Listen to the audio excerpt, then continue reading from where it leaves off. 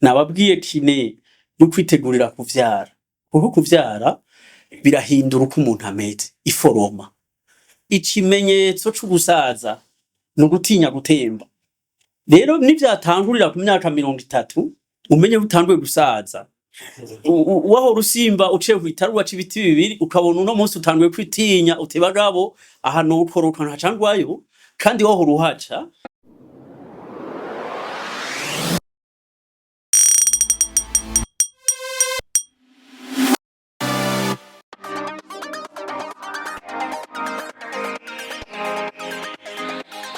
Ndi physiothérapeute, nkongera nkaba ndi directeur général wa centre professionnel de kinésithérapie.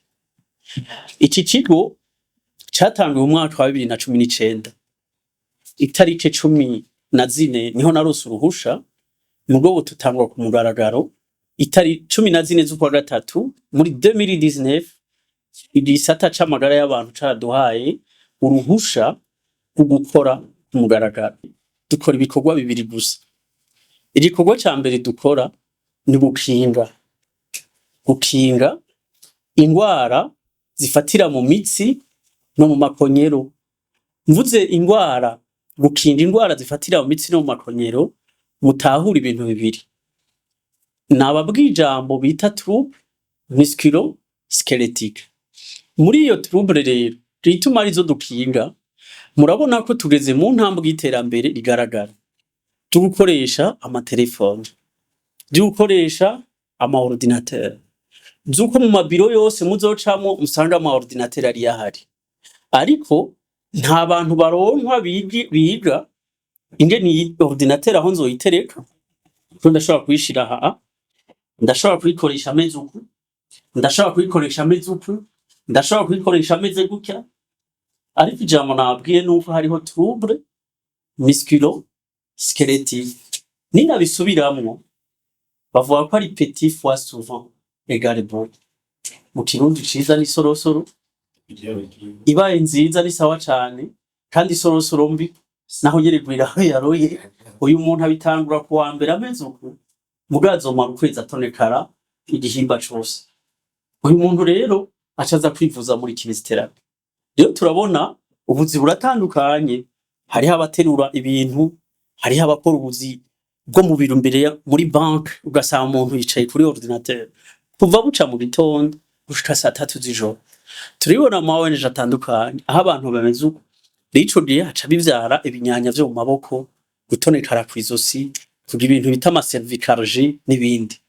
Umugore w'ubwa mbere ni ugukinga ingwara zifatira mu mitsi no mu makonyero. Umugwi wa kabiri ni kuvura ingwara zamaze gushika. Nivyo bikorwa ngaho. Umuntu nawe ugeze mu zabukuru, ikimenyetso kibikubwira no atinya gutemba. Ico mwari mukizi ndibaza. Ikimenyetso c'ugusaza ni ugutinya gutemba. Rero nivyatangurira ku myaka 30 umenye utanguye gusaza, wahora usimba uciye kw'itaruwa c'ibiti bibiri ukabona uno munsi utanguye kwitinya uti bagabo aha nokoroka ntacangwayo, kandi wahora uhaca, ni ikimenyetso co utanguye gutinya gutemba. Rero gériatrie bavuga ko ari isile normale, mugika iri caractérisée par perte de la chute, gutinya gutemba. Iyo perte rero ya équilibre, la kinésithérapie niha viza kumufasha ingene habaho iyo aho hari trouble d'équilibre. Iyo trouble d'équilibre rero iri muri gériatrie. Iyo kinésithérapie de sport aho abakinyi bamaze kuja gukina kugira babe ibihangange bikomakomeye, mugo yamara gutangura sport hakabaho intambara yuko atanguye kubabara mu mavi, ukabona umukinyi atanguye gutambuka atangura amaguru yuka, ukabona hakigororoka ameze gutya mu ntege aritunye, ugatangura kubona ko uwo mukinyi hari ikibazo catanguye gutonekara, gucomoka amaboko, kubabara bitandukanye. Ibiti vyo dukora ubugira kandi hariho vya bizunguzungu nababwira kine vestibulaire, nababwiye kine no kwitegurira kuvyara. Kuko kuvyara birahindura uko umuntu ameze, iforoma. Wahora utambuka ugororotse ukabona aha umugongo haje imbere. Inda uko ikura niko umuntu atera agarama. iyo rero ayo guhengamira inyuma umutwe nawo ucuza imbere, iyo uje imbere imitsi yose igize uri gice iraheza igatonekara. Muri ico gihe uyu muvyeyi aragera n'ikindi gihe atonekara imitsi yose ishobora kuba mu maguru, kuvyimba amaguru, kubabara umugongo, ico bita nerf sciatique n'ibindi. Hariho rero n'igisata co gukora ivyo bita ama prothèse n'ama orthèse hamwe no gufasha abana kuvuga canke abantu bagize AVC kwiga kuvuga, guhekenya no kumira. Hama hakabaho n'ibindi bibazo nk'ibifatira mu mugongo, ama nerf sciatique. Icadushimishije gose rushikiye isaha, mu majambo make nobabwira ko nobishira mu migwi nk'itatu. Umugwi w'ubwa mbere, nta mugisha uriho uza usumba kubona umuntu aje adashobora kwiyicarika, adashobora kwiryamika, adashobora kwivyura, adashobora guhaguruka, adashobora gutambuka, ukamubona ashobora yakize, yasubiye gutambuka, yasubiye kwiyambika, yasubiye mu buzima busanzwe bwa misi yose. N'akanyamuneza ka mbere c'intahe turonka zivuye mu bagwayi batwitura batubarira ingene Imana ibandanye ibakorera neza.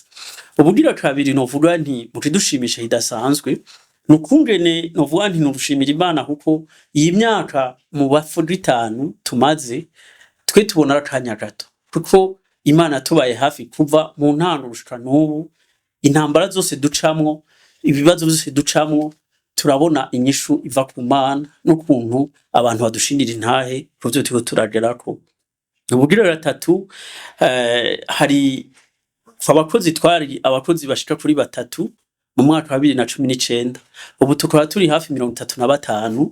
Ni ntumugisha udasanzwe kuko tubona ingene abantu benshi batunze imiryango bivuye ku ciyumviro, cahuye n'intambara, cahura n'ibibazo, cahura no gutinya, cahura n'uvuga imbere ibintu ngira njemwo bizokunda cenda vyihoze.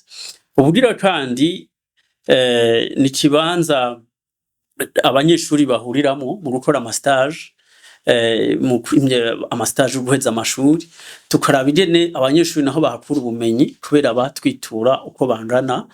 Mu majambo make turashima Imana kandi ku buryo bw'ingene ikintu bita adisco cambaye hafi muco twita coaching, mu kuntu adisco yaje ikamfasha, ikanyumviriza, ikampanura, kambwira ati bandanya.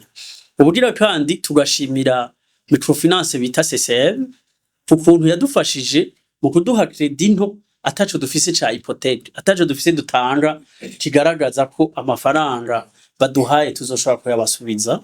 Kandi tubashimira n'abaganga ku buryo batuba hafi kandi bakanatwakompanya mu duhereza mu bikorwa tuba turimo kandi bikagenda neza. Mu gusozera kuvuga tuti mu migambi ya vuba cane turategura muri kino kigo gushika ku ntambwe muri kazoza ka hafi, turitezeho ibintu nyamukuru twashaka gukora bidukundira bitatu. Ico bwa mbere, abagwayi batwitura barakeneye iradiyo. Iradiyo ifotora ibijanye n'amagufa kuko abo bantu bose mwumva bagwaye barakeneye iradiyo, barakeneye kumenya ingene ayo magufa ameze, aba bakinyi barakeneye fotografi zo kumenya ingene imitsi yabo imeze, amatando yabo ameze. Muri ivyo bikorwa turabona ko iradiyo n'icuma ca ecography ari ntasubirizo kugira ngo tubishike. Rero tubifuza ko muri kazoza ka hafi turwana bwose duterereza ahashoboka kugira ngo iradiyo iboneke, kugira ngo wa mugwayi atwituye aje muri kinesiotherapy, aje mu vyo bita appareillage, akeneye prothèse, akeneye orthophonie, izo service zose canke ivyo bikorwa vyose abisanga mu mugwi umwe. Ubugira kandi turifuza gukomeza ikarata twise carte de fidélité, abagwayi bo nyene baja hamwe bakavuzanya, aho akize yifuza ko yoterera mugenzi we kugira ngo nawe ashobore gushaka ku ntambwe kwivuza agakira.